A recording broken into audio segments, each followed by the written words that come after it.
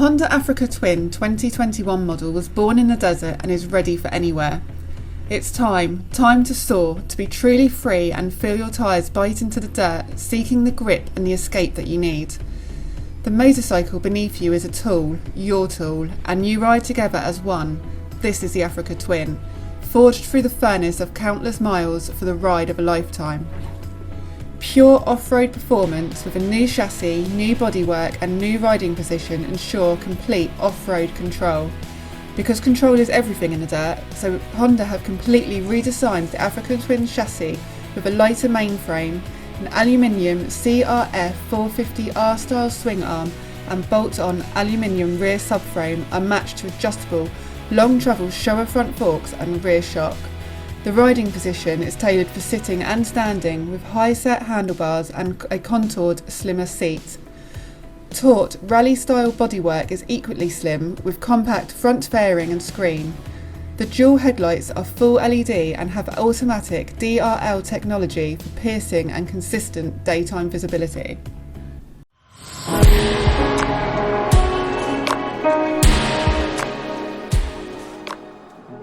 Welcome back to Rev Solutions. Today we're looking at the Honda Africa Twin 2021 model. This bike is also known as the CRF 1100L Africa Twin. This is a DCT version, so it's got an automatic gearbox. You can also flick it over to Triptonic and you can use a manual shifter with your index finger and your left thumb on the left hand side of the controls. This bike starts at £13,949 on the road DCT, but if you don't want DCT and you just want the fully manual version, it's starting at £13,049 on the road. There's a lot of optional extras this bike comes with, so the price will go up depending on what optional extras you choose. Now this bike is a liquid cooled 4-stroke 8-valve parallel twin with a 270-degree crank and unicam. The displacement on this bike is 1084cc, although it is classed as an 1100cc motorcycle. The max torque is 105 Newton meters at 6,250 RPM, and the max power output is 75 kilowatts at 7,500 RPM. The total length of the Honda Africa Twin is 2,334 millimeters. The width of the bike is 961 millimeters and the height comes in at 1,391 millimeters. It is quite a tall bike, however this one comes with a low seat. Now the low seat height brings the bike down to 825 millimeters. It's got a high seat option of 895 millimeters, but the standard seat option is 850 to 870 millimeters. Now the reason I give those two heights there is because on the seat, when you unclip it, you can actually re-clip it to two different settings on that seat, so it is adjustable to whichever one you do buy, but this is the low seat height one. Fuel comes in an 18.8 litre tank. The weight is 236 kilograms. The weight is all down relatively low, so when you do manually handle the bike, it isn't that difficult to move about, which is quite inspiring, a little bit of confidence. The front brake comes in at 310mm wavy front disc. It's a hydraulic disc with a 4-piston caliper. The rear is a single disc, 256mm with a 2-piston caliper. The front suspension is a Showa 45mm cartridge type inverted telescopic fork. It has a dial style preload adjuster and a DF adjustment with a 230mm stroke. When you bounce down on this front suspension, it really does absorb a lot of the shocks, which is really nice. So if you do take it off-road, you've got a good front suspension set up there. The rear is a monoblock aluminium swing arm. It has a dial style preload adjuster and a rebound dampening adjuster with a 220mm wheel travel distance. The front wheel comes in at a 21-inch and the rear an 18-inch wheel, and they're both wire spoke, and this looks really nice on this adventure style motorcycle.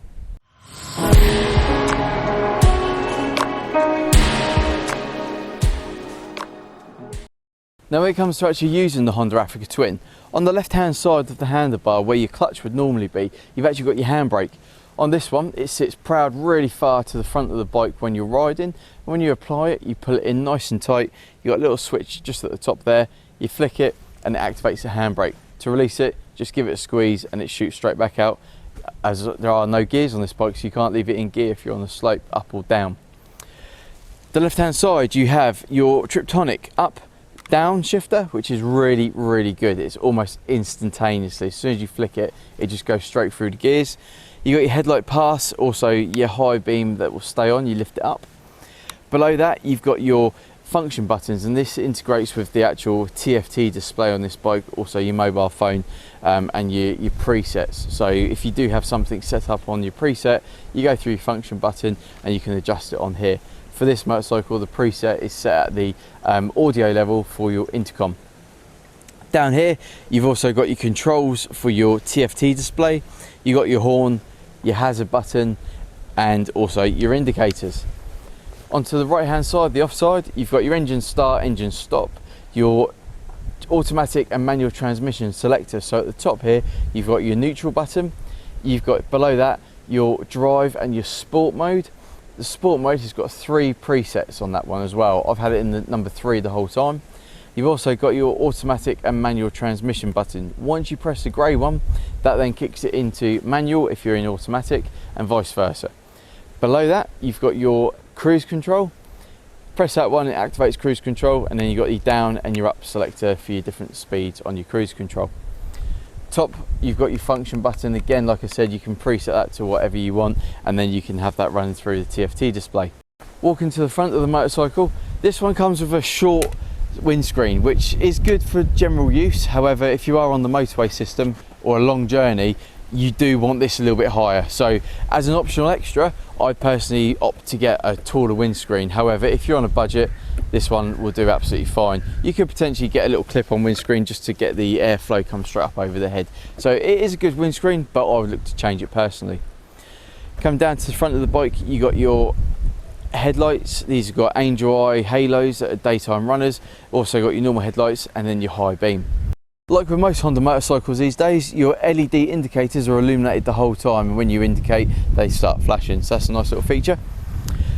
Coming to the lower part of the front of the bike, you got your big radiators set off side and near side, either side of the bike.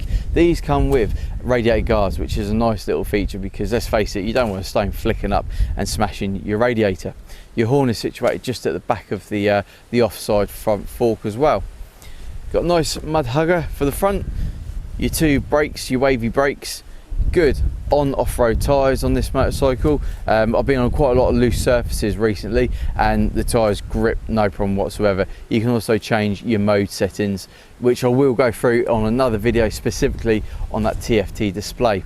To the handlebars, you've got your grip protectors around here. These are really small. Again, this is how the bike comes from factory as your base entry level.